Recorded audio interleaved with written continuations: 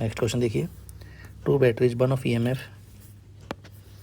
18 volt and internal resistance 2 ohm, ये दे रखी एक battery, other of EMF 12 volt and internal resistance 1 ohm are connected as shown, the voltmeter we will record. कुछ नहीं बोला जाए तो वोल्ट मीटर को आइडियल मानना है।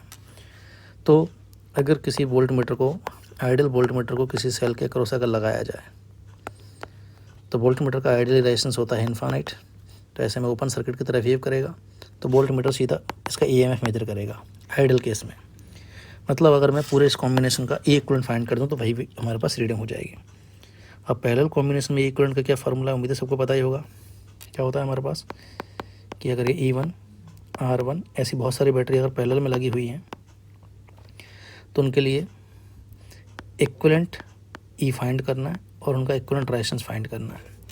तो इक्विवेलेंट इंटरनल रेजिस्टेंस के लिए तो बिल्कुल वही फार्मूला लग जाएगा हमारे पास जैसा रेजिस्टेंस का होता है पैरेलल में। और इक्विवेलेंट EMF की वैल्यू कितनी आती है, E1/R1 plus E2/R2 and so on upon में 1/R1 plus 1/R2 and so on.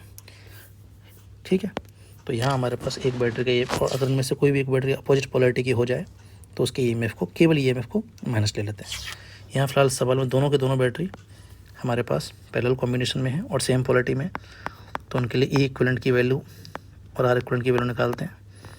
केवल हमसे EMF पूछा तो किसी E इक्विवेलेंट निकाल लेते हैं बस, वोल्ट मीटर की रीडिंग जो है वो E इक्विवेलेंट के बराबर हो जाएगी। तो E इक्विवेलेंट निकालते हैं जरा, क्या हो जाएगा, E1/R1 प्लस E2/R2 अपॉन में 1/R1 प्लस 1/R2। तो ये हो गया हमारे पास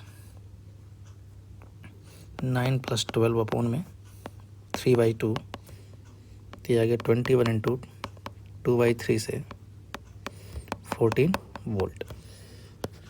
तो वोल्ट मीटर जो है यहाँ पर 14 वोल्ट की रीडिंग देगा।